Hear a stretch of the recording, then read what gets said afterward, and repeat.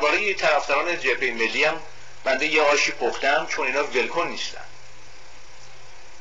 دیروز در تلویزیون آقای بهبهانی، حالا مطرح هم میخواد بشه، دوست عزیزمون آقای سهراب مشابه آقای مشیری آمدن برنامه گرفتن، الفاظی که برای محمد رضا شاه میبرن: احمق، حمال، بیشعور، دزد، خائن، دیکتاتور برای محمد رضا شاه.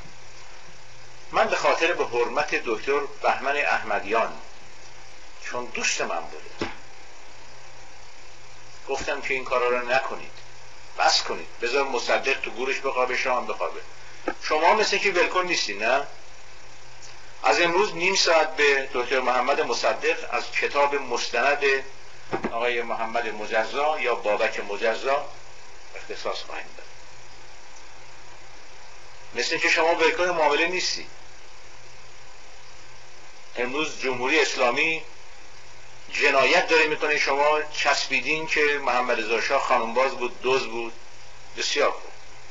ما میرویم هر روز از صحبت کردن محمد رضا شاه جمهوری اسلامی خوشحال میشه، ولی از صحبت کردن مصدق زیاد نه، برای اینکه مصدق جزو خودشونه. در انقلاب اسلامی پرچم‌هایی که تابلوهایی که رفته بود بالا، عکس محمد رضا شاه نبود، عکس مصدق بود. امروز یک کمی به خصوصیات اخلاقی دکتر محمد مصدق و به ثروتش و به پدر مادرش و روز تولدش طبق تاریخی که از خود دکتر محمد مصدق مونده، دکتر محمد مصدق یک حرامزاده است. 4 ماهه به دنیا آمده. مادرش بعد از فوت ازدواجش 4 ماه و 10 روز عده را نگه نداشته. اینو می‌خواستین؟ آقای سهراب، آقای مشیری، آقای ناصر انقطاع، آقای فرجی، اینا رو می‌خواستین؟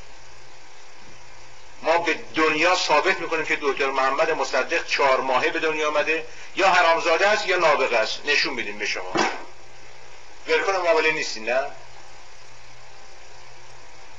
من گفتم که بذار در یه سنگر بجنگم، اونم با جمهوری اسلامی. شما میان در یه تلویزیون به پادشاه ایران، به کسی که جانش را، زن و بچهش را، آبروش را، آبروی شما را، مادران کچلی شما را نجات داده، میان بهش میگین احمق، حمال، دیکتاتور.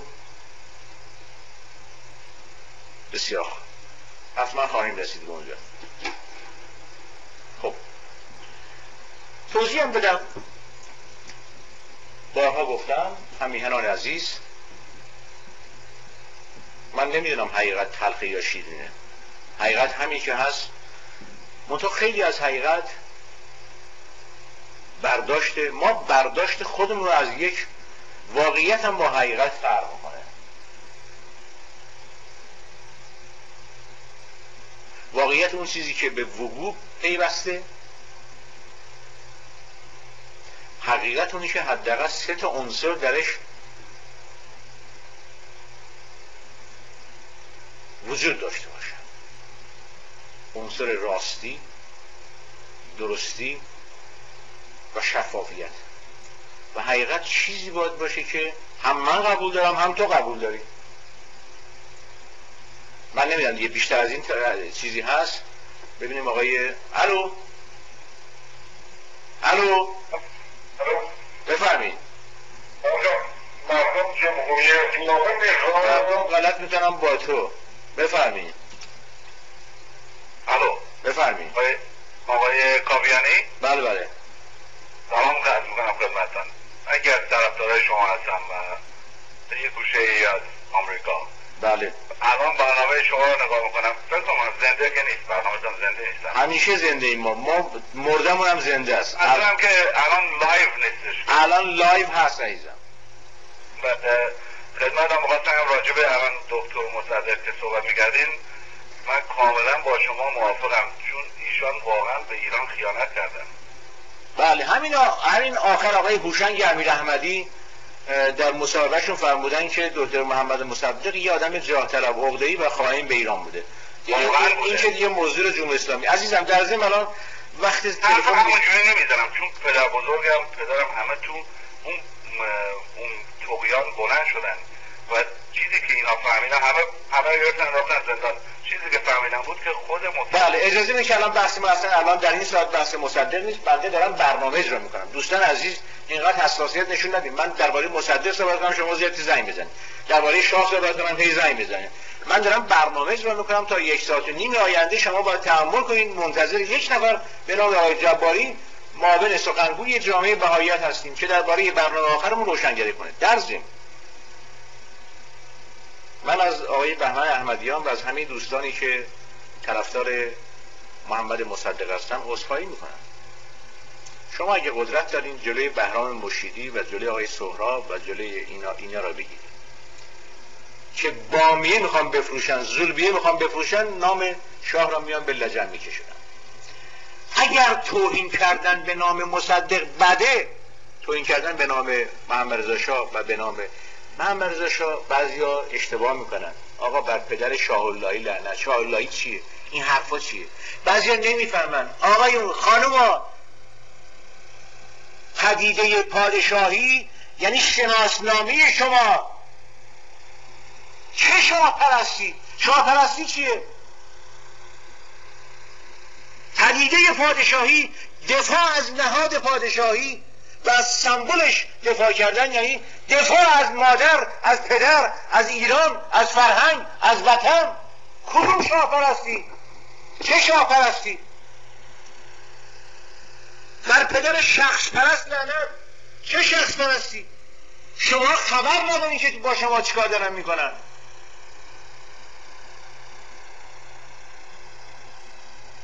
کدوم انگلیسی اجازه میده که به الیزابت اینقدر در کشور توهین بکنن که پدر پیر استعمار جهان بوده، 95 کلونی داشته، 100 کلونی داشته، امپراتوریش غروب نمی کرده آفتابش. شما حواستون نیست. دفاع از محمد رضا شاه دفاع شخصی نیست، دفاع از پادشاهی دفاع شخصی نیست، دفاع از میهن پرستی شماست. شما را طاغوتی کردن، ساواکی کردن، نمیدونم الان هم آدمای پیدا شدن به کوروش خائن میگن، مثل اون ستوده کمونیست خائن میگن، مائن میگن.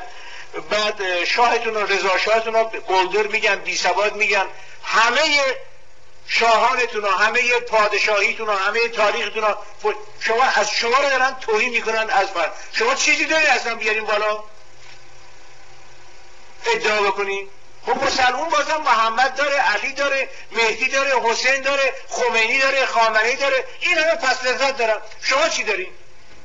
شما رو که از محمد رضا شاه خب بریدن. از رضا شاه که میگن که قلدر بی سواد وطن فروش بوده.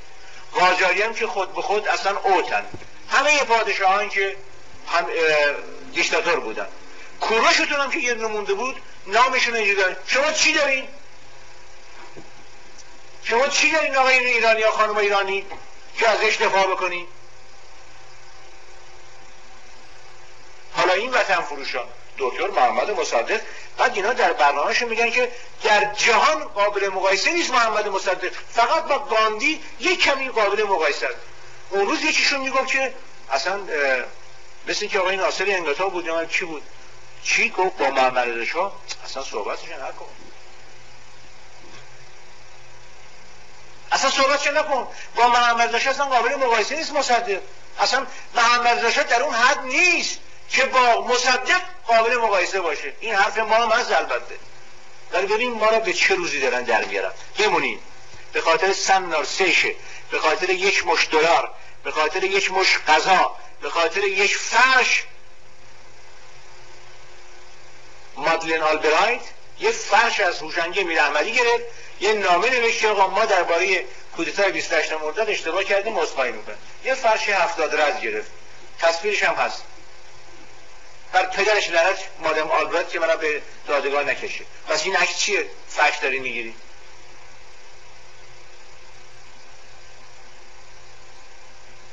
اینجاست که ببینید همیهنان عزیز و ارجمند